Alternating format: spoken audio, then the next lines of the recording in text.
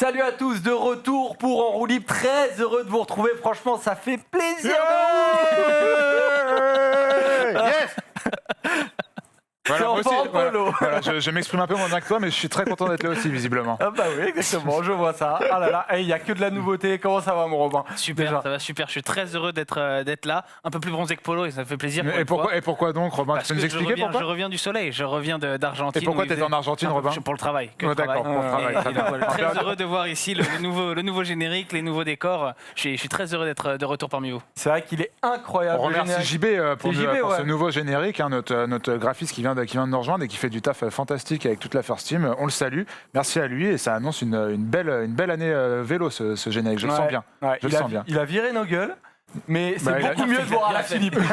Je pense qu'il a bien fait. Comme disait Robin à l'émission, je pense qu'il a bien fait. Au bout d'un moment, nous voir au début, à la fin, au milieu, c'est bon, tranquille. Mais c'est vrai que c'était un très très joli générique. Les gars, on va avoir une nouvelle programmation cette année, forcément, avec plein de nouveautés. Polo, est-ce que déjà tu peux nous présenter et dire un peu aux rouleurs ce qui leur attend sur la chaîne First Team Sport, sur la chaîne aussi Twitch, hein, parce qu'il va aussi y avoir du Twitch. Ah, cette c'est année. vrai. On se souvient l'année dernière, beaucoup de gens nous ont dit ouais, mais avant vous étiez en hebdomadaire. L'année dernière, vous faisiez moins d'émissions et tout. Cette année, on vous promet qu'il y aura une émission Roue Libre hebdomadaire. Donc chaque semaine, vous nous retrouverez tous les trois, que ce soit sur YouTube pour les grands événements, donc soit pour les monuments, soit pour les grands tours aussi. Donc ça sera des émissions YouTube en plateau ici comme on l'est aujourd'hui.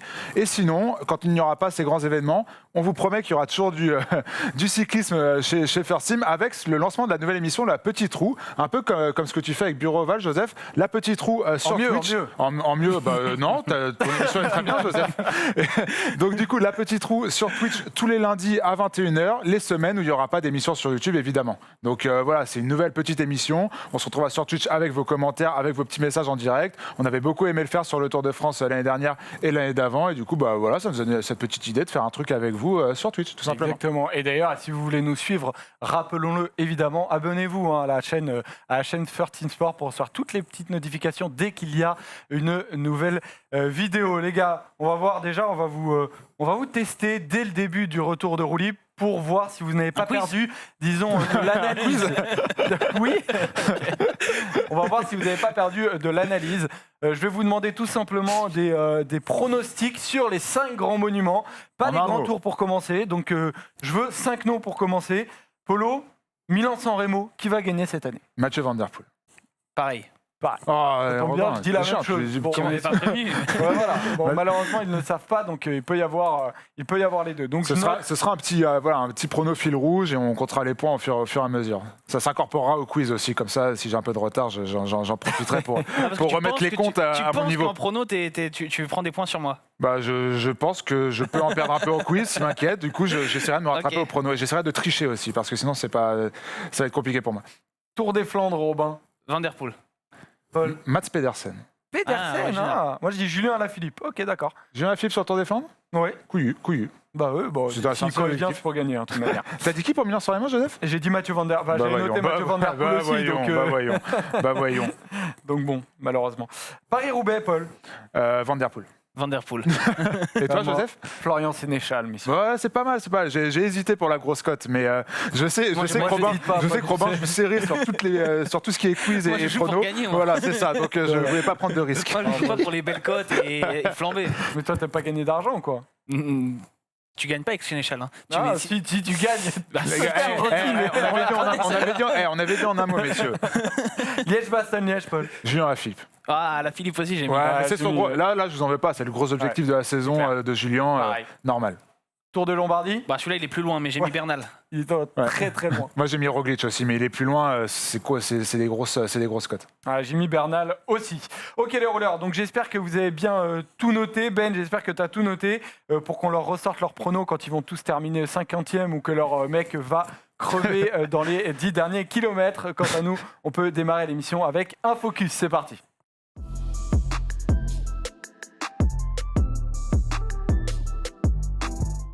Le focus, on va faire nos tops et nos flops du début de saison qui a repris depuis un bon mois et demi. Donc évidemment, on a tous regardé ces courses. Polo, quel est ton top déjà pour démarrer? Moi, j'ai 2 tops, donc je vais aller déjà, plus toi, vite tu fais pas comme tout le monde, ouais, Paul. je sais, mais ce que je disais, on en parlait avec Ben hier soir, il me disait, mais Paul, c'est un top. Je fais, bah, moi, j'en ai 2, voilà, je suis pas hyper, je suis pas hyper sage, mais c'est comme ça. Non, en vrai, mon vrai top de ce début de saison, je trouve que c'est la Trek Segafredo, qui fait un début de saison hyper intéressant. Déjà 5 victoires, 2 pour Bokemolema, une sur le Tour du Haut-Var, une aussi sur le trophée la Gaglia. Je le prononce hyper mal, mais en tout cas, la course est très belle. Italien LV2, toi. Italien LV2, comme d'habitude. Beau début de saison de Bokemolema. Sur le Tour du Haut-Var aussi, on a Gianluca Brambilla qui remporte la dernière étape et aussi le classement général. Et la victoire au sprint de Mats Pedersen sur Kuurne-Bruxelles-Kuurne. J'ai trouvé ce début de saison intéressant dans le sens où c'est des coureurs, bon, à part Mollema, Brambilla, même Mats Pedersen a quand même eu une année post-championnat du monde compliquée. J'aime bien le fait qu'il gagne aussi un peu sur tous les parcours. On le voit derrière là, sur Kuurne-Bruxelles-Kuurne. J'ai Ibert Liturgis d'ailleurs qu'on salue, tête baissée à côté. J'aime bien ce début de saison. Où ça gagne partout, avec des coureurs d'expérience, mais avec des coureurs plus jeunes. Voilà, j'ai été un peu séduit. Même un coureur comme Mollema n'est pas super habitué à gagner. Au fond, il a quelques grandes victoires. Il avait gagné le Lombardie, il a gagné sur le Tour de France, mais c'est pas un coureur qui nous habituait à gagner comme ça 2 fois déjà juste sur le premier mois de course. Donc, Ils paraissent plus libérés, en fait, les coureurs de la Trek. Et Mollema, presque en est un symbole depuis quelques mois. Il commence à gagner des grandes courses, là où avant, il était un peu considéré comme un loser du peloton, quoi. ouais, mais je crois que le Mollema, il a surtout longtemps été cantonné aussi à un rôle d'équipier de Gregario. Chez Trek, on a un peu l'héritage de la Léopard en fait des frères Schleck. Pendant longtemps, on cherchait à avoir un leader, un vrai numéro 1. Ils ont galéré un petit peu. Ils ont eu la période Contador, mais qui n'était plus le très très grand Contador. Ils ont eu Richie Porte et Nibali ces dernières années. Mais voilà, là maintenant, j'ai l'impression que c'est un peu plus libéré. On sait que Nibali, de toute façon, n'est plus le très grand Nibali qui va aller gagner sur les grands tours. Donc il n'y a plus forcément une équipe autour de lui. Et du coup, les autres individualités qui d'habitude étaient peut-être un peu plus brimées, se libèrent, je pense. Et Mollema, pareil, il est un peu plus expérimenté maintenant. Peut-être qu'en arrivant sur la fin de sa carrière, il a envie de jouer sa carte et un peu moins être au service des autres. Et avec Julien Bernard, qu'on avait déjà reçu aussi en Insta Live, qui dans la vie est un super mec, et en plus qui sur le vélo commence lui aussi à avoir de belles perfs. Il a failli gagner sur Paris-Nice. Il a bien résisté au peloton sur la 2e ou la 3e étape du Paris-Nice. Et puis aussi un dernier mot sur la Trek avec un Giulio Ciccone qui dans son registre a fait aussi de très belles courses depuis le début de saison. C'est un début de saison qui m'a pas mal excité côté Trek Segafredo. Ouais, ça se sent, Polo. Et la photo qu'on avait vue, je crois que c'était Julien Bernard qui l'année dernière avait gagné Au Montfaron. Ouais, c'est ça. Il nous en avait parlé. C'était top. D'ailleurs, l'émission, vous pouvez la retrouver encore sur notre Insta en IGTV. Non, sur YouTube. C'était sur YouTube. on l'a mis C'était sur pendant le YouTube. premier confinement, il me semble. Ouais. Donc ça devait être C'était sur sur YouTube. Zoom et c'était sur YouTube. Ouais. Bah, merci Robin de remettre l'église au centre du village. Et vous pouvez aussi aller voir nos vidéos en IGTV. Hein, si vous voulez. Aussi. Robin, on passe à ton top. Il m'a étonné, je dois Pourquoi l'avouer. Bah alors, qu'est-ce qu'il nous a tu vas choisi, Robin? m'expliquer d'ailleurs. Mon top, c'est Davide Ballerini, le sprinter de Conan Ça me choque Quick-Step, pas. Dit choqué, je dis, a déjà gagné 3 fois, dont le Het Nieuwsblad, qui est une course importante à mes yeux, même si c'était un Het Nieuwsblad un peu différent des années précédentes, avec un sprint massif auquel on n'était pas spécialement habitué depuis quelques années. Mais voilà, je trouve que c'est l'homme en forme de ce début de saison parce qu'en fait, je ne l'attendais pas à ce niveau-là. J'aurais pu aussi mettre Sam Bennett qui a gagné sur Paris-Nice et qui fait un gros début de saison lui aussi. Mais en fait, j'attendais Sam Bennett et j'attendais pas spécialement Ballerini à ce niveau-là. J'imaginais pas qu'il gagne aussi rapidement et qu'il prenne autant d'importance chez Quick-Step, où il n'était pas spécialement le sprinter numéro 2 encore l'année dernière. On se rappelle, il y avait Jacobsen qui était là, qui a eu sa grave chute. Là, je trouve qu'il s'impose vraiment comme le sprinter numéro 2 de Quick-Step et que à l'avenir, il va peut-être aller challenger Sam Bennett, même si Bennett, pour l'instant, il fait pas de faux pas, il gagne là où il doit gagner. Mais voilà, Ballerini a gagné au Tour de la Provence, il a gagné sur le Het Nieuwsblad. Je trouve qu'il fait un gros début de saison et qu'il marque des points. Il a gagné ses jalons de leader en fait chez la Quick-Step. On l'a bien vu sur Het Nieuwsblad, où même un Julien Alaphilippe, maillot de champion du monde, se mue en coéquipier de luxe pour Davide Ballerini. Moi, ce que je trouve impressionnant chez lui, c'est que contrairement à Sam Bennett, il passe mieux les monts, visiblement. Il est plus à l'aise sur les Flandriennes, à l'aise aussi quand le sprint est compliqué, comme sur la 2e étape du Tour de la Provence. Comme je le disais, il a gagné par ce fantastique début de saison une place de leader sur les sprints. Et même la Quick-Step peut voir un peu plus loin, notamment peut-être sur les Flandriennes avec lui pour l'avenir, et pour même les semaines qui arrivent dans les prochaines courses. Quick-Step a fait d'un sprinter... qui était un sprinter en devenir, mais qui n'est pas non plus super jeune. Je crois qu'il a 26 ans, Ballerini.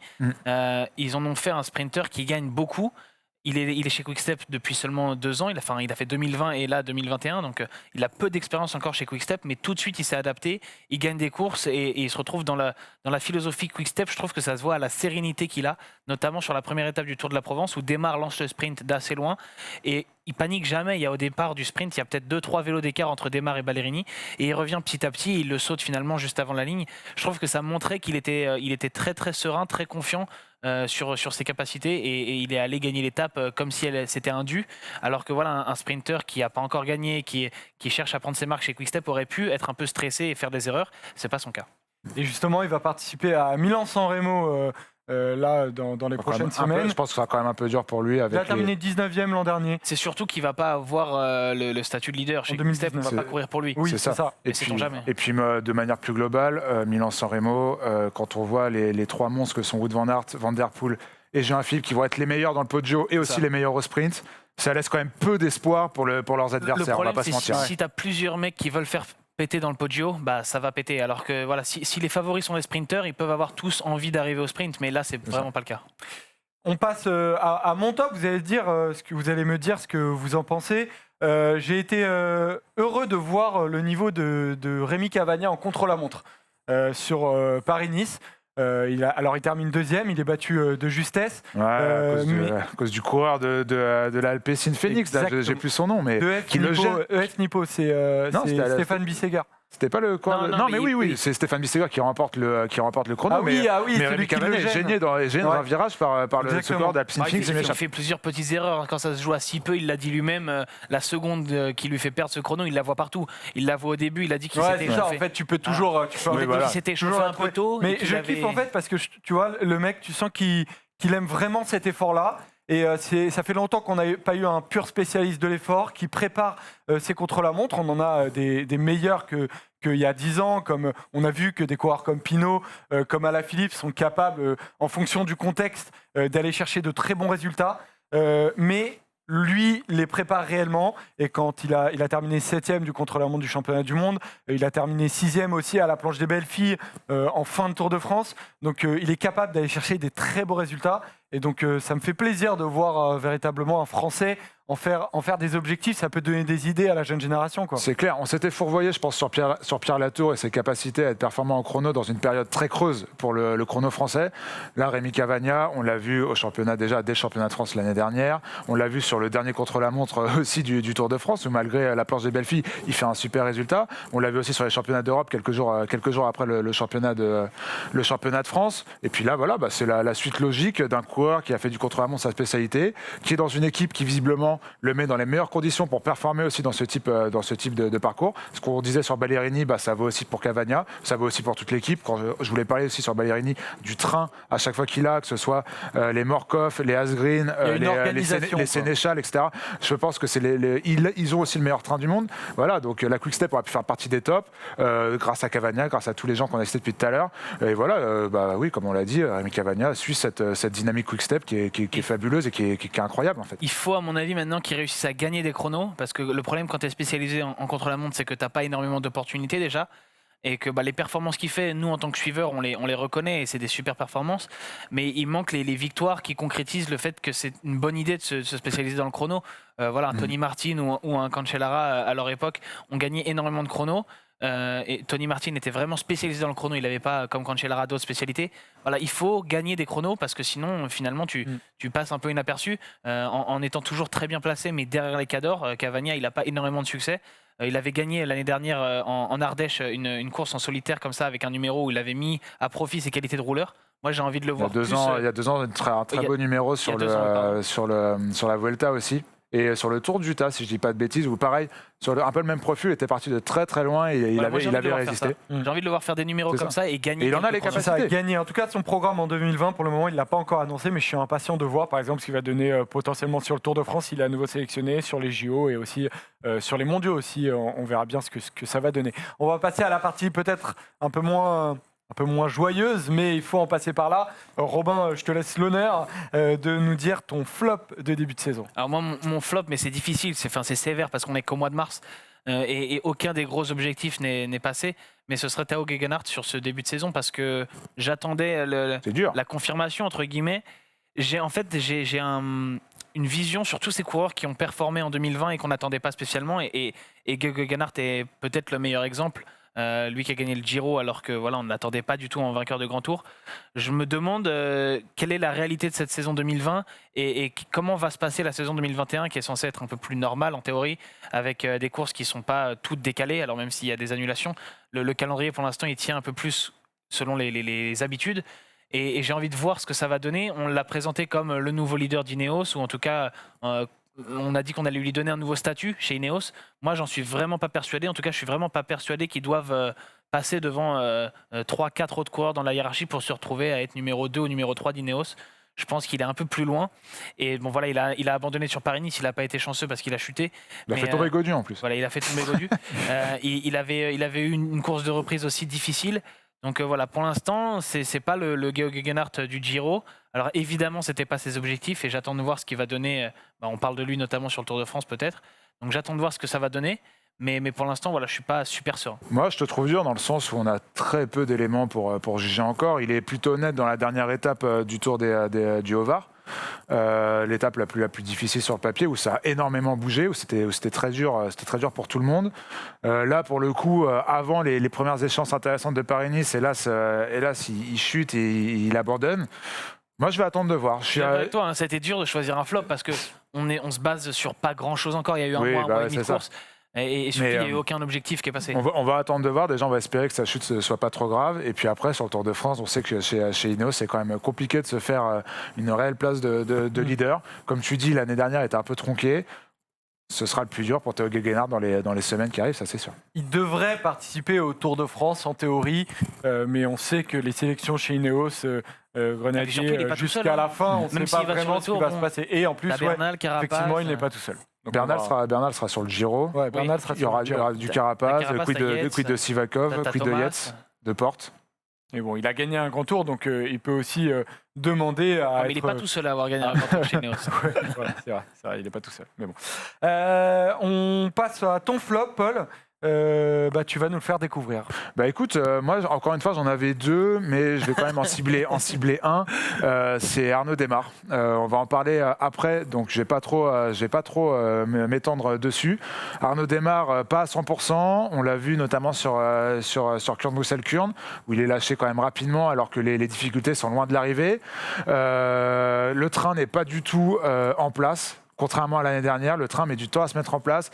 L'exemple le plus probant, et c'est encore hier sur Paris-Nice, où Scottson le lâche à peut-être 1,7 km de l'arrivée, Guarnieri le lâche à 1 km. Après, Démare tout seul, on le sait, a quand même du mal à frotter, quand même du mal à se faire sa place. C'est quelque chose qu'il a toujours eu du mal à faire. T'attendais à mieux en ce qui concerne. Je m'attendais à mieux, surtout dans la construction du train. Je pensais, après l'année dernière, notamment ce qu'on avait vu tout au long de la saison, notamment sur ce Giro fabuleux, que le train d'Arnaud Démare faisait partie des meilleurs du monde.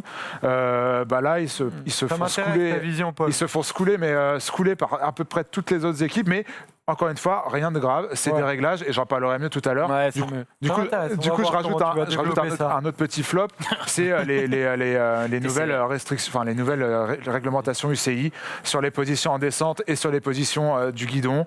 Je trouve qu'on déplace les problèmes. Je trouve qu'il faut laisser les coureurs s'exprimer et les laisser être finalement responsables de leur manière même si c'est pas forcément un bon exemple pour les jeunes, et encore ça, on ne sait pas quel exemple il donne aux jeunes. Je pense que les gens, voilà, quand je vois Thomas de Gendt se tenir comme ça, j'ai pas l'impression qu'il mette sa vie en danger. Pour la position dite Mohoric, il y a peut-être plus de questions à se poser. Moi, j'ai envie, voilà, quand on voit Christopher Froome le faire, quand on se souvient de Froome dans la descente de Peyragudes, non, en 2016, de Peyre-Sourde en 2016, voilà, c'est des grands instants de vélo. Et s'il gagne cette étape, s'il remporte entre guillemets le Tour de France ce jour-là, c'est aussi un peu grâce à sa manière de courir, à cette prise de risque. C'est aussi ça qui font les grands champions, c'est de savoir prendre des risques et de laisser les coureurs prendre les risques qu'ils veulent pour essayer de remporter une course ou pour aller plus vite tout simplement. Et je trouve ça dommage de brider les coureurs à ce point pour des raisons qui n'en sont pas des bonnes. D'ailleurs, la raison qu'ils ont donnée, Robin, c'est en gros, notamment pour cette position posée sur le cadre en descente, c'est que les coureurs qui ont peur de la faire et qui ne veulent pas se mettre en danger sont défavorisés, en gros. Ouais, pour moi, ça tient difficilement parce que même si on se met pas dans cette position, il y a des coureurs qui vont descendre plus vite que d'autres. Ceux qui descendent plus vite vont prendre plus de risques. Un Nibali ou un Alaphilippe, quand ils font la descente, ils prennent des risques et tout le monde n'a pas envie de les suivre et tout le monde ne peut pas les suivre. C'est ça. Et quand tu descends pas bien, bah, tu t'es Ouais. défavorisé aussi. On l'a vu il y a une semaine sur la Faune Ardèche classique. Godu et Champoussin font la descente parce que Carty il est mauvais en descente et qu'il peut pas suivre. Alors oui, ils se mettent pas dans une position hyper originale, mais ça reste une prise de risque. Donc si on veut enlever le risque, de toute façon, quand on a des mecs qui descendent à 80 à l'heure sur un vélo et à la moindre chute, bah, c'est l'hôpital. Il faut enlever les descentes dans ce Il y a des dans ce risques de cas-là. toute façon. Voilà, donc, et des mauvaises chutes, des grosses chutes graves où pourtant aucun coureur n'avait pris une position originale, une grosse chute dans un sprint ou une grosse chute dans une descente, ça arrive quasiment chaque année et c'est pas pour ça qu'on change drastiquement les parcours. Donc moi je pense qu'ils l'ont fait surtout, comme dit Paul, pour l'exemple qui est donné aux jeunes, mais qu'il y a un travail de prévention à faire pour dire aux jeunes de ne pas faire la même chose, parce qu'il y en a d'un côté des coureurs professionnels et d'un côté des gamins de 10 ans qui sont dans un club de vélo dans leur ville. C'est évident qu'ils font pas la même chose, mais c'est là-dessus qu'il faut mettre l'accent. On va mettre une petite astérix sur le Tour de France. Ne faites pas cette position. Mais c'est ça. Mais faut Ne pas demander aux répétez pas coureurs ça chez vous. aux Ces coureurs catcheurs de sont se spreader. entraînés. Bah ouais, mais en réalité, c'est presque ça. C'est des professionnels qui font une Mais bien position sûr, un peu évidemment. dangereuse, mais on permet Parce que eux, il y a un Tour de France à aller gagner. Bon voilà, quand on a Ouais, 12 ans et c'est ça. qu'on fait la descente de sa ville, bon, il n'y a pas grand-chose à aller On gagner. ne peut pas ça. courir exactement de la même manière en professionnel et en amateur. On termine ce focus avec mon flop. Les gars, mon C'est flop. quoi ton flop, Joseph? Eh ben, merci de me Il est un poser peu la exotique, question. il est un peu Paul. exotique ou pas? Oh non, pas T'es- vraiment. Il est très très français, on va dire, parce que mon flop, c'est la Total Direct Energy en ce début de saison. Alors, pour parler des bonnes choses, on va dire que Lorenzo Manzin a gagné la classique de la communauté de Valence, c'est une course 1.2. Anthony Turgis a fait deuxième de Kurn-Bruxelles-Kurn, mais c'est vraiment la partie émergée de l'iceberg et une toute petite partie, parce que j'ai vraiment peur que notamment Anthony Turgis soit très seul cette saison, que notamment Niki Terpstra, ça me fait très mal de le voir à ce niveau-là. Et j'ai d'autant plus mal, notamment pour Jean-René Bernaudot. Je pense que quand il va chercher des sponsors, il vend Niki Terpstra. Et à ce moment-là, en plus, il va chercher un vainqueur du Tour des Flandres, quoi. Donc, c'est un très gros bonhomme du peloton. C'est un super recrutement. Il n'y a pas de Et chance il y a parce que que tu le des- recrutes, tu le fais venir. Et il a pas de Il n'y a chance. que en des plus. paris ratés. Il y a que des paris Il y a ratés. que- Boissonhagen, Là, il fait 50 Terpstra. Attends, Boissonhagen, on sait pas encore, il vient c'est d'arriver. compliqué, Oui, quoi. bah, tiens, voilà, c'est quoi, j'anticipe. Tu regarderas ça dans 6 mois. Boissonhagen, pari raté. Alexis Villarmoz, ça va être un pari raté. Notre ami, Pierre là, Latour. l'ancien rouleur, Pierre Latour, non, l'ancien rouleur, il est toujours rouleur. Je pense que ça va aussi être un pari raté, même si on l'a vu tenter de belles choses sur ce Paris-Nice. J'y crois pas du tout. Et je trouve qu'il y a beaucoup d'erreurs de recrutement chez le Team Direct Energy qui va les plomber en termes de masse salariale et qui risque un peu de leur faire sauter en termes de résultats leurs prochains 6 mois, même leurs 1 voire 2 prochaines années. Le Je suis très problème, inquiet. c'est- Je suis très inquiet pour le Team Direct Energy et je suis très déçu pour Anthony Turgis qu'il n'est pas mieux autour de lui, sachant qu'on l'a déjà vu ces 2-3 dernières années, capable de bien performer, notamment sur les Flandriennes. Donc je suis un peu frustré pour lui. Le problème, c'est d'essayer d'aller souvent dans la même direction, de relancer des coureurs soit un peu âgés comme Niki Terpstra, donc qui n'avait pas besoin d'être relancé, mais qui arrivait sur la fin de sa carrière, soit relancer un Boissonhagen ou un Villermoz qui sort d'une période de quasi 2 ans très compliquée avec des blessures, avec le Covid qui l'empêchait de courir. Donc voilà, il n'a pas Il est couru pendant plus d'un an, Villermoz. encore blessé là, il va pas pouvoir courir pendant Donc, 5 semaines là, voilà, donc- après sa chute là. C'est sûr qu'en fait, à force de faire à chaque fois un pari, il y a des risques. Alors qu'il pourrait à un moment aller vers des coureurs plus fiables, entre guillemets, ou signer. Pour moi, Pierre Latour, c'est quelque chose de plus fiable parce que c'est voilà, un coureur qui sort de saison, on va dire, entre guillemets, normale, même s'il n'atteint pas forcément le potentiel qu'on espérait à un moment. On a une part de garantie au moins. Alors Ouais. que sur Boissonhagen, sur Terpstra, sur Villermoz, il n'y a quasiment pas de garantie. Et du coup, le pari, C'est ça. forcément, est En fait, les profils des coureurs qu'ils ont choisis sont des coureurs qui, à chaque fois, doivent faire des exploits pour remporter des courses. Là où, quand tu choisis un coureur de grand tour, c'est des gens qui sont programmés pour ça. Donc, ils sont amenés lentement et sûrement vers leurs objectifs. Pareil pour les sprinteurs qui ont des aides. Là, au final, ils doivent un peu tous faire le travail à chaque fois tout seuls. Et alors peut-être que Pierre Latour, que Lilian Calmejane iront chercher une ou deux belles courses. Hein. Pourquoi pas, je l'espère vraiment pour eux. Mais c'est clair que je pense que voilà, on a à peu près tous le même ressenti sur ce plateau que la Total Direct Energy pour le moment nous fait peur. Mais Calmejane, il ira peut-être qui chercher sait de belles courses, mais pas chez Direct Energy Qui ça par contre. Calmejane. Ah. Il est, bah oui, il est chez AG2R. Ah oui, il est parti chez AG2R. Ah oui, bah c'est ça. Tu vois, on est encore rouillé, hein. Il est complètement parti chez AG2R. Mais pareil, et tu vois, Calmejean, il était dans cette dynamique un peu mauvaise de Team Direct Energy. Je suis curieux de voir s'il va pouvoir rebondir chez AG2R cette saison. AG2R qui a un peu de mal aussi. Après, non, AG2R c'est a fait exactement le des même genre de choix coureur. un peu sur le dernier mercato, aussi risqué. Calmejean, Van Avermaet qui est pas tout jeune. Voilà, Champoussin leur sauve leur début de saison à AG2R. On en parlera. Voilà, Champoussin, le fromage, hein, d'après la régie. C'est un nom de fromage. Ouais, c'est vrai que c'est un bon nom de fromage. C'est un Je petit suis assez consonance d'accord avec fromage. Erwan. On va aller de celle d'Erwan. Ouais, exactement. Sur cette belle comparaison fromagère, on va passer, les amis, au débat et on va parler de nos Français de cette saison qui arrive en 2021. C'est parti.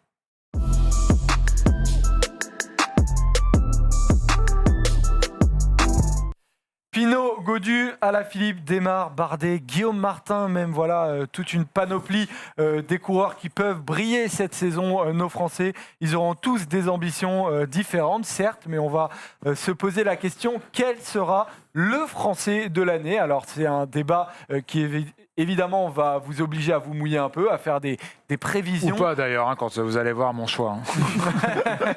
Mais je pense que ton choix, Paul, peut-être Paul que a choisi tout le monde Français l'aura Mathieu Van Der Poel. fait. Exactement, Pavel Sivakov. Désolé sur français, c'est comme Joseph et l'Espagne. Hein. Il a un quart de sang espagnol, mais... Quand j'étais petit, pour moi, j'étais vraiment espagnol. Voilà, En oui, 2010, grand- l'Espagne même- gagne la Coupe du Monde, même quand il était grand, d'ailleurs. Je me cherchais une identité, c'est vrai. Polo, du coup, je vais vous laisser 45 secondes chacun, tout simplement, pour me dire quel sera le Français de l'année. 45 secondes, Paul. Tu me sors pas 2 fois 45 secondes comme pour les autres. Non. Bah là j'en ai qu'un. D'ailleurs, même si je devais choisir, j'en aurais quand même pris qu'un. J'aurais quand même pris celui-là. C'est évidemment la personne que vous voyez derrière Robin. C'est Julien Alaphilippe, évidemment. Comment dire autre chose? En fait, Julien Alaphilippe, maintenant, il fait partie d'une autre sphère. De la sphère des Van Der Poel, des Van Aert, des Roglic, des Pogacar. De la sphère de ces coureurs qui ne décevront plus jamais. Quelle que soit la course, quelle que soit la période dans le calendrier, ils seront toujours au niveau, ils seront toujours très forts, que ce soit dans un rôle de coéquipier, ce qu'il a très bien su faire sur les premières classiques, ou dans un rôle de leader. On l'a bien vu sur le Strade Bianchi, on l'a bien vu sur le Tirreno Adriatico aussi, sur le Tour de la Provence, ou en haut du Chalet Reynard, il va embêter Bernal et Ivan Sosa. Voilà, c'est le coureur ultime par excellence, champion du monde, maillot de champion du monde sur le dos, magnifique, déjà vainqueur cette année, le panache, le spectacle, et puis du résultat. C'est ça qu'on demande aux Français de l'année, c'est d'avoir des résultats. Et il en a déjà, donc franchement, c'était le choix facile. Je m'en excuse à ceux qui diront que je ne prends pas de risque, mais il fallait bien qu'on le choisisse. mais voilà, Julien Alaphilippe fait partie du top 3 des plus grands coureurs du peloton. C'est peut-être même le meilleur coureur de ce peloton. Maintenant, très curieux de voir aussi la suite de son programme, ses objectifs. Liège-Bastogne-Liège, les Jeux Olympiques. Comment il va intégrer le Tour de France à ça, sachant que la course des Jeux Olympiques est une semaine après Liège-Bastogne, après le Tour de France, sachant qu'il y aura sûrement des quarantaines, etc. Ça, ce sera une autre question, mais pour l'instant, Julien Alaphilippe régale. Il n'y a aucune raison que ce ne soit pas le Français de l'année. Bon, il a pris 2 minutes 45, donc tu peux je lui ai dit 45 secondes, il m'a dit non. On me dit que le tunnel était un peu long. Désolé, il y avait des choses à dire. Robin, du coup, quel est ton Français de l'année? Bon, moi, je suis un peu d'accord avec Polo. J'ai une grande confiance en Julien Alaphilippe, mais je voulais prendre un peu plus de risques et parler de David Gaudu, que moi, j'attends beaucoup. Alors, c'est un mix entre je pense qu'il sera le Français de l'année et en vérité, je ne sais pas, mais je l'attends beaucoup parce que j'espère qu'il va être au niveau qu'on peut espérer. C'est l'année où il a les responsabilités, où Thibaut Pinot ne va quasiment pas courir en France. Lui, il va courir, il est sur Paris-Nice, il va enchaîner avec le Dauphiné et surtout le Tour de France. Il a gagné 2 étapes sur la Vuelta l'année dernière. Il a affirmé que c'était un déclic mental, que ça avait changé les choses pour lui. Il a terminé 8e aussi de cette Vuelta. Alors, il ne s'est pas battu avec les Cadors en montagne pendant 3 semaines. Mais à la fin, on retient 2 victoires d'étape et un top 10 au général. La fraîcheur qu'il a eu sur la fin, c'est hyper intéressant pour les objectifs qu'il veut se fixer pour la suite. Exactement. Et ça arrivait au terme d'une saison compliquée. Il a raté son Tour de France et il n'a pas réussi beaucoup de choses avant la Vuelta. Mais sur la Vuelta, tout a changé, j'ai l'impression. Aujourd'hui, il a 24 ans. Il y a une génération qui lui est passée devant, celle des Bernal, des Pogacar, qui sont plus jeunes que lui et qui ont déjà gagné le Tour. Et donc c'est à son tour maintenant de revenir un peu dans la route de ces garçons-là. Il sera peut-être jamais aussi fort que Bernal et Pogacar, mais en tout cas j'attends qu'il montre qu'il peut être le leader de la Groupama FDJ. Dans ce débat, on va évoquer tous les noms dont j'ai parlé tout à l'heure. Et on va commencer évidemment par ton choix, Paul, donc par Julien Alaphilippe. Et on va regarder quel est son programme en 2021. On se posait pas mal de questions autour de ce programme. Il l'a donné en tout cas jusqu'au Tour de France avec Milan-San Remo, le Tour des Flandres, Liège-Bastogne-Liège et le Tour de France. Et je vois Ben, notre chef d'édition, qui veut tester mon niveau de flandrien, dirons-nous. Parce que quand j'ai vu de flamand, quand j'ai vu le nom là, je me suis dit bordel, c'est quoi ce truc? C'est pas le Tour des Flandres, hein. Je crois qu'on s'est planté parce que ça c'est à travers la Flandre, il me semble. Voilà. Voilà. C'est le ronde, les Flandres. Mais je l'avais bien senti, hein. Je te dis LV2. Je suis pas sûr d'ailleurs qu'il ait prévu de participer au Tour des Flandres cette année d'ailleurs, parce que pareil, moi j'ai vu cette même info qu'il comptait faire à travers les Flandres. La logique c'est quand même de courir 3 jours plus tard, mais je l'ai pas vu sur son programme, en tout cas quand je checkais sur PCS. Si, ouais, moi, après, si tu fais à travers les Flandres, c'est quand même logique. Mais il me semble que je l'ai lu il y a 2-3 jours. En tout cas, si tu fais à travers les Flandres, c'est quand même logique. Après que tu fais pas le tour, oui, voilà, tu passes sur les mêmes routes en plus. Non, mais ce qui est intéressant, c'est la dernière partie de saison. C'est comment il va jongler avec les JO aussi. Déjà, l'objectif, c'est Liège-Bastogne-Liège. Il s'en cache pas, ça fait maintenant 2 ans que ça dure. Il s'est raté il y a 2 ans. L'année dernière, il s'est raté aussi, mais dans d'autres circonstances. Il doit avoir bien les boules. D'ailleurs, il faut qu'il arrête ça. Un petit aparté là-dessus. Il faut que Jean-Philippe arrête de lever les bras. On l'a encore vu. Je vais dire hier sur le Tirreno, ce sera plus simple. Il faut qu'il arrête de lever les bras. Avant de passer la ligne, ou quand tu as Van Der Poel derrière toi, parce que c'est quand même ça va poser un problème. C'est arrivé sur la Flash Brabançonne l'année dernière, juste après Liège-Bastogne-Liège. C'est chiant, il faut que tu arrêtes, Julien. Il faut vraiment que tu arrêtes avec ça. Bref, Liège-Bastogne, l'objectif principal, moi j'attends de voir comment il va gérer le Tour de France, avec les JO ensuite, et avec la perspective des championnats du monde derrière.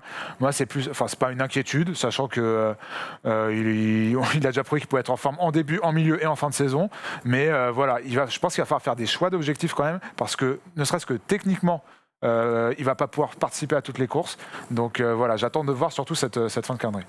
On va remettre, Ben, s'il te plaît, le programme de Julien Alaphilippe, parce que quelles seraient, Robin, tes attentes en termes de résultats pour qu'il fasse une bonne saison?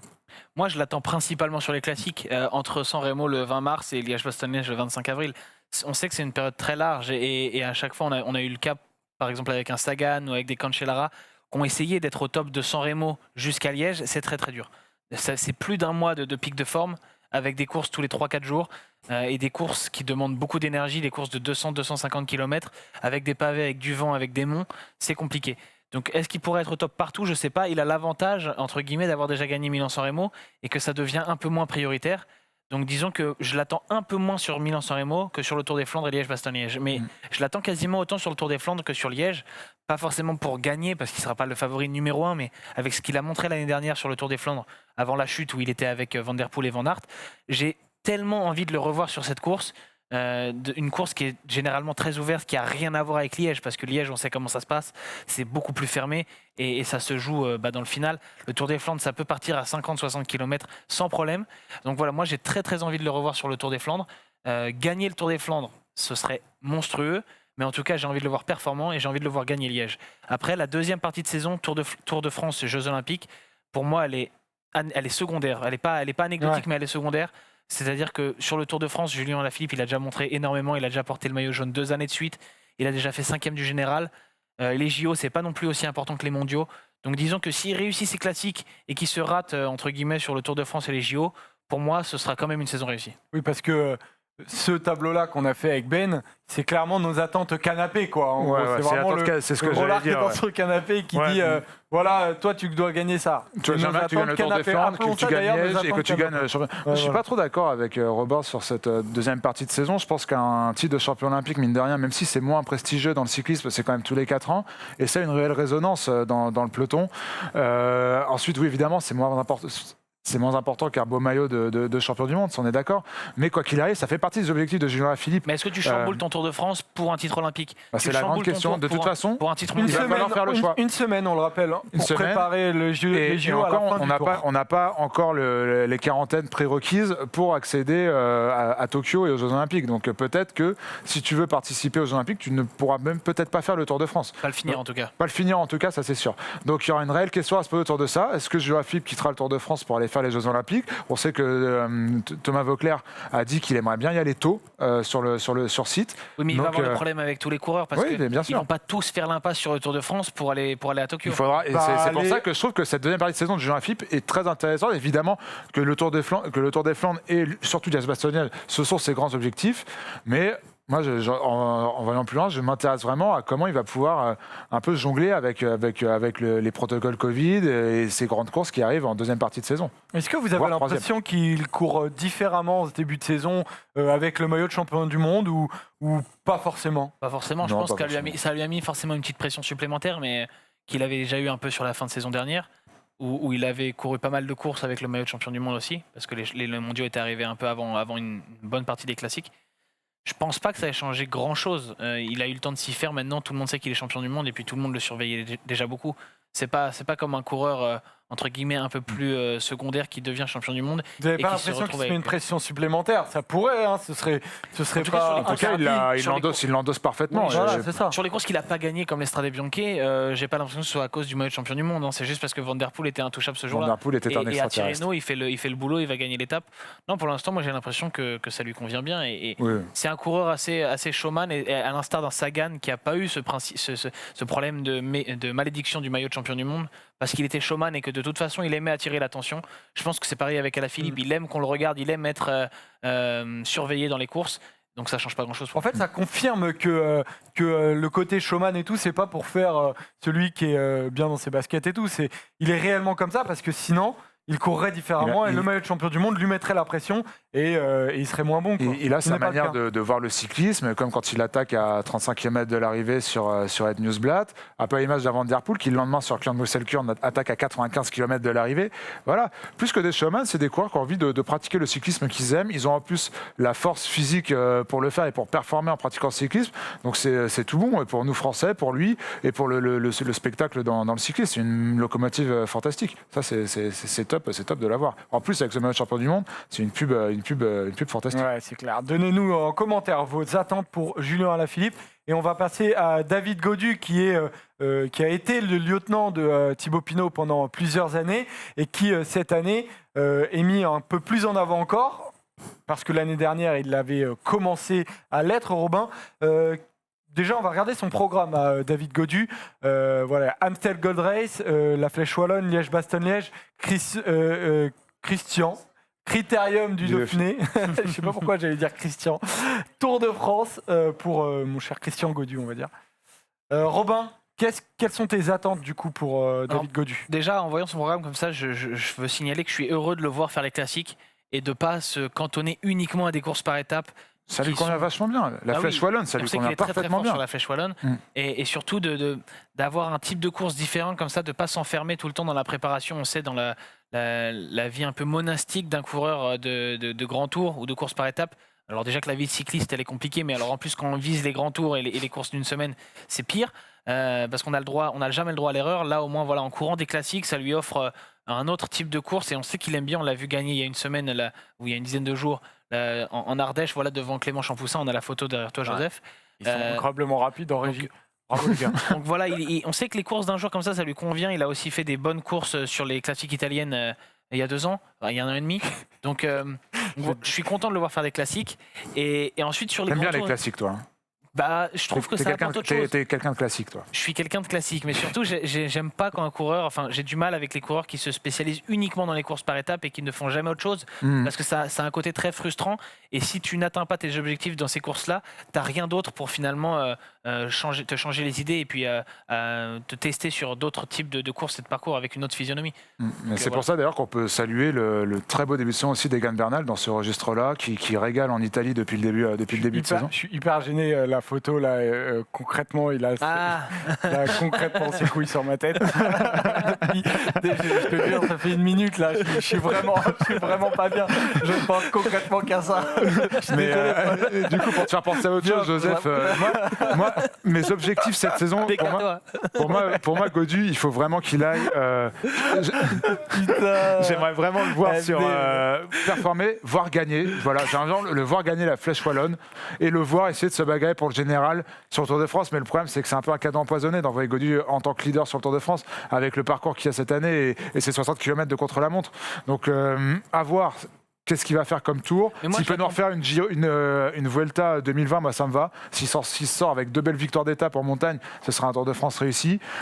Et voilà, voir comment comme tu as dit, comment il se comporte sur les Ardennaises. Et une victoire sur la Flèche, je trouve que c'est pas trop ambitieux pour David Gaudu. Je suis d'accord avec toi sur l'idée du Tour de France. Moi, plus que le classement général, j'attendrai de voir comment il se comporte en montagne et comment il arrive à dynamiser la course.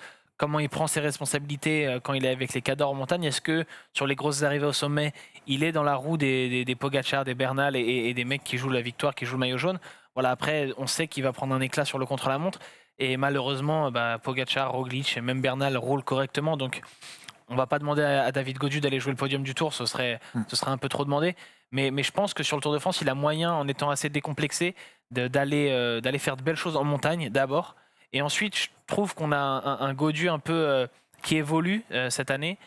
J'ai lu dans l'équipe notamment qu'il avait pris un pied-à-terre à Nice pour pouvoir s'entraîner pendant l'hiver, là où il fait un peu plus beau, un peu plus chaud qu'en Bretagne. Il a fait aussi 2 stages au mois de janvier en Espagne pour avoir de l'altitude avant le début de saison. Et on voit que ça a l'air pour l'instant de fonctionner puisqu'il fait un début de saison plutôt bon. Une victoire déjà, des places d'honneur sur le Tour des Alpes-Maritimes. Sur Paris-Nice, malgré une chute sur l'étape qui arrivait au sommet, il termine 7e. Donc je trouve qu'il est pas mal. Il n'est pas trop fort trop tôt, mais voilà, il montre qu'il est là. Donc c'est de bon augure avant les gros objectifs, parce que si tu dois assumer la pression d'être leader de la Groupama FDJ, en remplacement entre guillemets de Thibaut Pinot, qui est quand même d'une autre catégorie dans le peloton, il faut réussir à montrer rapidement que tu es là pour pas avoir une pression démesurée quand tu vas arriver à l'été sur le Dauphiné, sur le Tour de France. Donc je pense que Gaudu a montré sur les premières semaines que c'était OK, qu'il serait peut-être pas Thibaut Pinot, mais qu'il était assez fort pour être leader. Et désormais, c'est à lui de faire le plus dur. Et dites-nous, vous, les rouleurs, si vous préférez que David Gaudu choisisse de viser proprement le classement général, ou alors et donc de rester dans les roues là où des fois il aurait pu attaquer, ou alors d'aller chercher de très belles victoires. En gros, tout le débat qu'on a très souvent et qu'on a eu ces 5 dernières années pour Romain Bardet, pour Thibaut Pinot, faut-il qu'ils aillent chercher des étapes, des grandes victoires, ou faut-il qu'ils se fassent leur expérience pour aller chercher un jour il faut potentiellement... gagner, ça c'est sûr. David Gaudu, il aura 25 ans cette année, donc il faut gagner des courses. Eh bien, ce sera un des objectifs, notamment d'aller gagner forcément sur le Tour de France. Un des Français qui fait l'actualité, on en a parlé un peu déjà dans cette émission, c'est Arnaud Démare. Arnaud Démare, que vous n'avez pas choisi comme Français de l'année. Est-ce que, déjà, Paul, tu aurais fait le même choix si on avait recommencé roue libre en début de mois, alors qu'on voit son programme, Milan-San Remo, Gand-Wevelgem, donc Tour des Flandres auquel il va participer, Paris-Roubaix, et finalement Tour de Flandre. Avant, en gros, qu'il ait un peu de mal sur Paris. Moi, vous me connaissez. Si on avait fait ce débat avant le début de saison, j'aurais choisi Thibaut Pinot. Donc on en parlera rapidement après. Mais non, Arnaud Démare, moi j'ai hésité à le mettre, même malgré le fait que j'ai pris en flop et malgré le fait qu'il rate un peu son début de saison. C'est encore du réglage. Lui, le dit honnêtement, il n'est pas encore à 100%. Son train n'est pas encore bien réglé. Je paraphrase un peu ce que j'ai dit tout à l'heure, mais c'est un début de saison raté. Mais je ne suis pas inquiet pour la suite.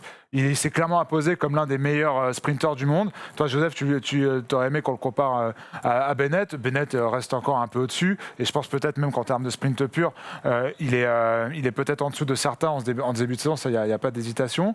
Voilà, après, maintenant, il va avoir énormément de chances de prouver. Il a quémandé pour avoir son train total sur le Tour de France. Voilà, moi, c'est là que je l'attends cette année. Je veux Arnaud Démare en pleine forme sur le Tour de France qui va claquer 1, 2, 3 étapes et qui assume ce rôle d'un des 2-3 meilleurs sprinteurs du monde avec ce beau maillot de champion de France, avec son train en totalité et qu'il aille nous chercher de belles étapes sur le Tour de France. Voilà l'objectif que je veux pour Arnaud Démare et c'est pour ça que pour l'instant, même si c'est pas un début sans réussi, je suis pas plus inquiet que ça. Et toi, tes attentes, Robin, pour Arnaud Démare? Après, le Giro qu'il a fait l'année dernière, on l'attend forcément sur le Tour.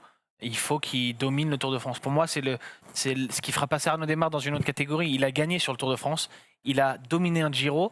Maintenant, il reste dominer le Tour de France, qui est vraiment l'endroit où les meilleurs sprinteurs seront là, les meilleurs trains seront là. Donc voilà, pour moi, c'est le gros objectif, plus qu'on voit, on a mis aussi gagner Milan-San Remo ou Paris-Roubaix. Ouais, moi, je suis pour moi, d'accord, c'est secondaire.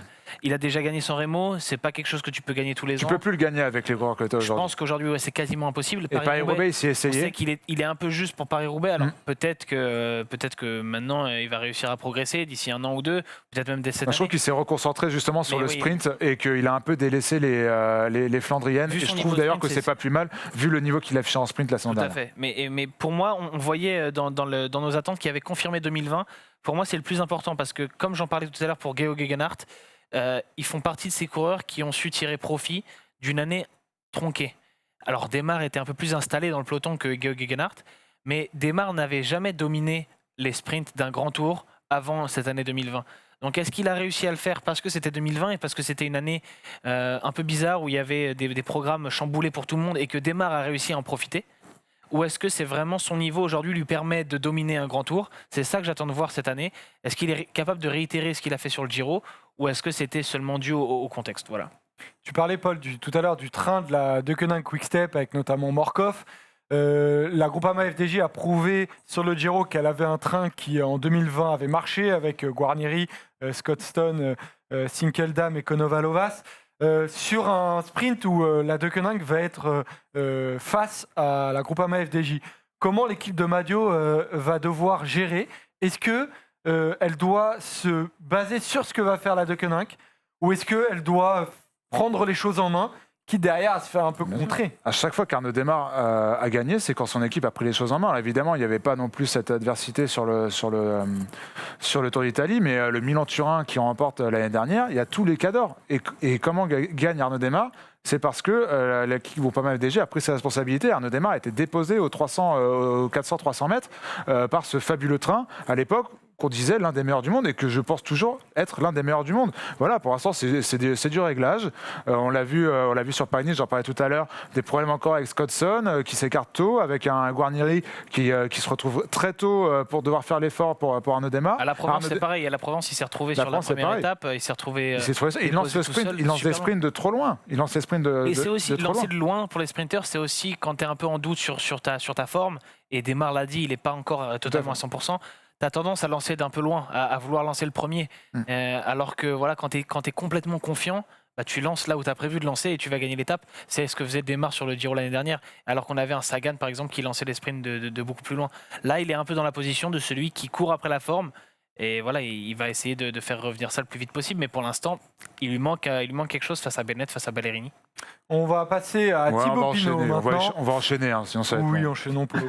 Passons à Thibaut Pinot qui, comme vous le savez, malheureusement a été gravement touché au dos l'année dernière, qui traîne cette blessure depuis. Il ne sait pas vraiment où il en est. Notre patient Thibaut Pinot, à chaque course, on voit que ça peut être bon et le lendemain pas bon du tout. Et d'ailleurs aujourd'hui, à l'heure à laquelle on se parle, hier il a perdu 9 minutes sur sa dernière participation, c'est sur Tirreno.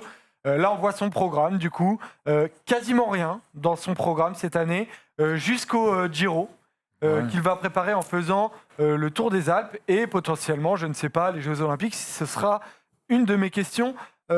Paul, quelles seront ses ambitions, selon toi, à Thibaut Pinot? Parce que nous, on a voulu faire un tableau ambition de Thibaut Pinot. Mais en fait, on n'a rien pu mettre d'autre qu'un grand point d'interrogation. Moi, je pense que là, tout se joue, tout est en train de se jouer. Là, à l'heure où on parle, on est sur la 3e étape du Tirreno. Voilà, il est en train de montrer, il se montre aussi à lui-même que sur le Tirreno Adriatico, en ce moment, il est à des années-lumière de sa forme. Il a mal au dos, il s'étire tout le temps. Il ne peut pas courir, Thibaut Pinot. Qu'il s'arrête. Quitte à mettre cette saison de côté, c'est pas grave. Mais à l'heure actuelle, et Dieu sait qu'on l'aime ici, il ne peut pas avoir un rôle sur le Tour d'Italie. Je ne vois pas comment il peut atteindre ses objectifs sur le Tour d'Italie avec la forme qu'il a en ce moment et ses problèmes persistants physiques. Donc, moi, de mon point de vue, c'est que, et là, le Tirreno, je pense que met en lumière vraiment la forme physique de Thibaut Pinot. Il a un peu fait illusion en faisant des top 10 sur la première étape du Tour de Hova ou sur la classique Faune-Ardèche. Non, là, il n'y a plus d'illusion possible. Il a mal, il n'est pas à son meilleur niveau. Le Tour des Alpes, je ne sais même pas s'il faut qu'il aille jusque-là. Le Giro, c'est encore dans quelques temps, donc il a quand même le temps de se préparer. Mais pour l'instant, il faut qu'il stoppe. Il faut qu'il arrête de courir et qu'il se soigne complètement. Sinon, il pourra pas performer sur le Giro. C'est un vrai dilemme en fait, parce que on sait que quand on leur demande d'expliquer leur performance en cours de saison, beaucoup de coureurs disent ouais, j'ai fait beaucoup de VTT cet hiver, j'ai fait beaucoup de foncier, j'ai fait ci cet hiver, j'ai fait ça. Et en fait, on se rend compte qu'aujourd'hui, Thibaut Pinot, s'il s'arrête, il aura beaucoup moins de foncier. Et c'est aussi peut-être mettre en danger la suite de sa saison. Robin, en fait, il est entre les deux. Et on le sent clairement qu'il est un peu perdu. Et on est un peu triste de cette situation, forcément. Ouais, ce qui est sûr, là, c'est que c'est assez inquiétant. On parle d'une blessure au dos qui date de la fin du mois d'août de l'année dernière, sur le début du Tour de France. C'était il y a 6 mois et demi. Donc, en 6 mois et demi, il n'a pas réussi à se remettre de cette chute à Nice et de cette blessure au dos. On se demande ce qui se passe.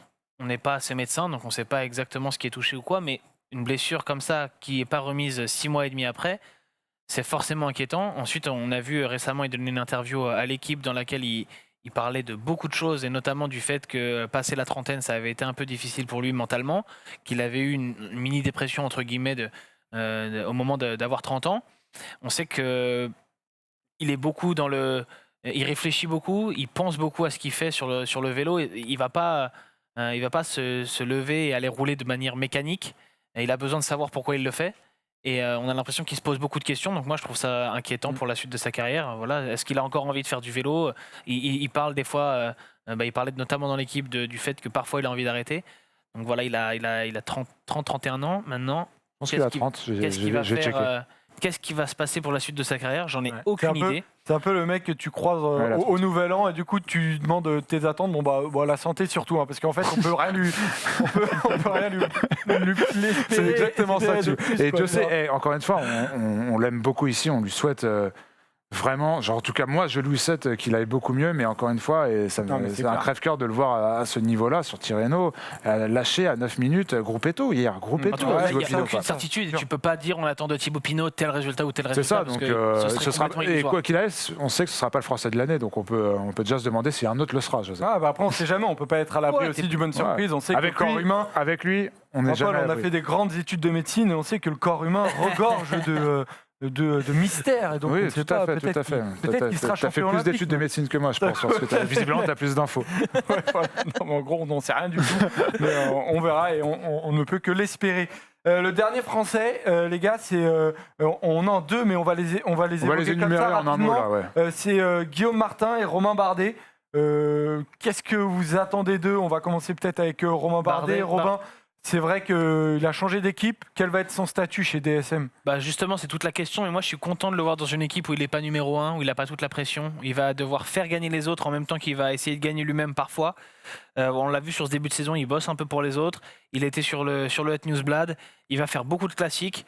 Milan-San Remo, c'est pas habituel pour lui non plus. Donc moi, je suis content de le voir sur des courses un peu nouvelles. Et puis le Giro qui est encore pas certain, mais on sent que c'est pressenti pour qu'il y aille. Et ce serait un plaisir de voir Bardet sur le Giro et changer un peu ses habitudes. Il voulait le faire l'année dernière. J'espère que ce sera l'année pour. Programme chargé en tout cas. Ouais, encore une fois, un peu image de Tao Geoghenaert. Très peu de matière encore pour juger de si ça va être une grande saison pour lui ou pas. Quand même quelques trucs un peu rassurants sur Estrade Bianche qui fait un top 20. Sur ce Tirreno, il est dans le bon coup. Il est dans les bons coups pour l'instant. Il avait l'air plutôt bien placé dans le peloton hier quand ça a vissé. On va voir. Moi, j'attends vraiment les réelles échéances, c'est-à-dire la montagne, la vraie bonne montagne, ce qu'il aime. Déjà, il va pouvoir se montrer. Voilà, les Ardennaises, mais les Ardennaises, il les fait vraiment pour le kiff. Et peut-être qu'il y a 4-5 ans, il aurait pu y avoir de très bons résultats. Là, j'attends quand même de... Sur Liège, j'y crois. Une certitude sur Bardet, c'est que le maillot DSM est horrible. Oui, voilà. Vous êtes sérieux ? On en parlera tout à l'heure, mais moi, il ne fait pas partie de mon top, ça c'est sûr. Non. Mais ce qui est intéressant, c'est que, encore une fois, la dernière fois qu'un Français, un grimpeur, a porté le maillot de cette équipe, il a surperformé.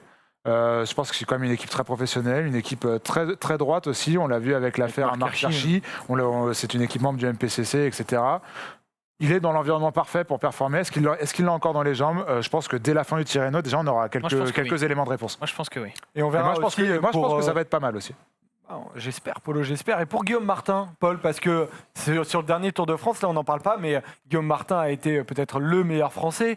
Alors, qu'est-ce que tu attends de Guillaume Martin qui, on le rappelle, va aller sur le Tour de France? C'est presque un choix un peu étonnant, avec autant de contre-la-montre. Bah non, pas étonnant. C'est très important pour la Cofidis. Cofidis doit envoyer son meilleur coureur. Hein. C'est ça. C'est là, on est dans une autre J'ai logique. l'impression qu'on revit AG2R et Romain Bardet, du coup. Bah, c'est ça. AG2R doit envoyer son meilleur coureur, donc envoie Romain Bardet. Et la situation sportive de la Cofidis est quand même bien plus compliquée que celle d'AG2R, même si c'est un sponsor historique et installé depuis très très longtemps là-dedans. Guillaume Martin est obligé, je pense que lui aussi a envie d'être là-dessus. C'est quand même un coureur qui a un sacré caractère, qui on dit ne joue pas le classement général, va chercher les étapes et qui, mine de rien, a toujours cette idée de classement général dans la tête.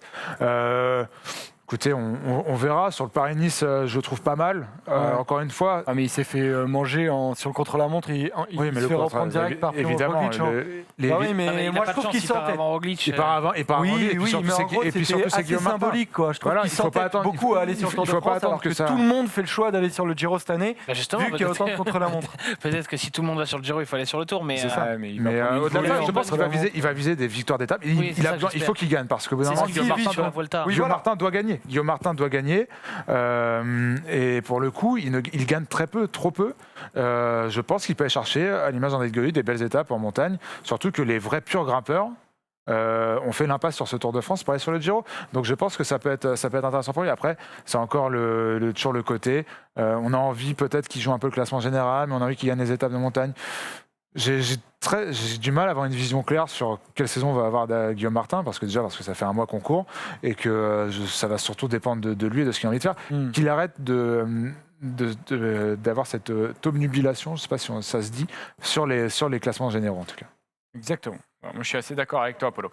Ça se dit. Il nous restera, alors évidemment, on ne va pas en parler, mais moi je les cite comme ça parce que c'est des coureurs qu'on va suivre, que ce soit Benoît Cosnefroy, Anthony Turgis, Florian Sénéchal, Warren Barguil, mais aussi Nasser Bouhanni, Brian Cocard, Hugo Hofstetter et Rudy Barbier et Ben d'ailleurs. Il m'a engueulé, Ben, notre chef d'aide, et il m'a dit pourquoi personne ne prend Warren Barguil. Donc voilà, pour Ben qui a fait du bon boulot, on va envoyer quand même le programme de Warren Barguil qui sera l'un des leaders d'Arkea cette saison parce que voilà, c'est son coureur préféré. Donc voilà, son programme, car personne ne veut en parler sur ce plateau. En tout cas, un programme très chargé pour Warren qui va faire quasiment toutes les grosses courses jusqu'au Tour de France forcément, parce que lui, il adore le Tour de France et je suis sûr qu'il va aller chercher des belles victoires d'étape. On arrive sur la fin de l'émission, mais avant le quiz, on va lancer les bonifs. C'est parti.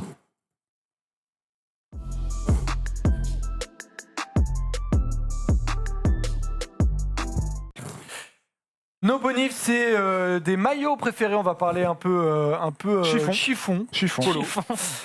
On va parler un peu chiffon. Robin, tu vas nous donner ton maillot préféré. Je te lance toi parce que tu me l'as volé, du coup. C'est vrai voilà. Moi, mon maillot préféré, c'est celui d'Ineos. Ouais. Que je trouve très beau. C'est plus beau. Le maillot de Ineos Grenadier depuis le milieu de la saison dernière. Horrible. T'es beaucoup plus fit que je pensais. Hein. Vraiment affûté. Hein. En tout cas, je trouve le maillot très beau depuis le milieu de l'année dernière, voilà, quand ils ont changé. Le maillot Sky, ça dépendait des années, mais le maillot Ineos, je trouve, Ineos Grenadiers, comme ça, je trouve qu'il est vraiment parfait. Je suis d'accord, moi. Rien à ajouter, franchement. C'est très clairement. J'avais une mention aussi, je ne sais pas si on l'a noté. Rapide la mention. Si Ben a la photo, j'aime beaucoup le maillot de Novo Nordisk, l'équipe continentale. L'équipe des diabétiques. Exactement, l'équipe qui n'a que des coureurs diabétiques en son sein. C'est hyper méchant la manière dont je l'ai dit, excusez-moi. L'équipe qui ne contient que des coureurs diabétiques, c'est quand même beaucoup plus. Voilà, il y a un petit air, comme je reviens d'Argentine, je voulais dire qu'il y a un petit air du maillot de Boca Junior sur ce maillot. Voilà. Ouais, c'est vrai. Paul, quel est ton maillot préféré cette saison? Moi, on a choisi les équipes. J'ai hésité entre deux maillots et je vais partir sur celui d'Astana. Alors ça peut peut-être surprendre. BG de ouf. Je ne sais pas si on peut enlever le synthé pour qu'on voit bien l'espèce de reflet, parce que moi, c'est ça que j'aime bien. C'est le reflet bleu marine qu'on n'avait pas forcément avant. Qui donne... Moi, ce que j'aime bien, c'est les lunettes. Les lunettes aussi, lunettes... Je sais même plus ce que c'était comme marque d'ailleurs. Moi. C'est pas la question. Oui, parce que Paul, il a un contrat avec. Astana Premier Tech, j'aime bien cette touche. J'aime bien cette touche de bleu marine qui donne un peu. Voilà, exactement, c'est DHM, il a raison. À retrouver collection printemps, automne, été, hiver 2013. Et voilà, j'aime bien ce maillot. Voilà, rien à ajouter. Et j'ai ma petite mention à moi, c'était le maillot très classe et très sobre d'Israël Startup Nation, qui fait l'unanimité chez les gens qui suivent le vélo, qui est un peu trop simple à mon goût. J'aime bien un peu de fantaisie, mais qui fait le taf de fou. Et j'aimerais bien voir Chris Froome performer dans ce maillot, même si c'est pas gagné. Le maillot préféré de Ben et de Paul, notre chargé aussi des réseaux sociaux.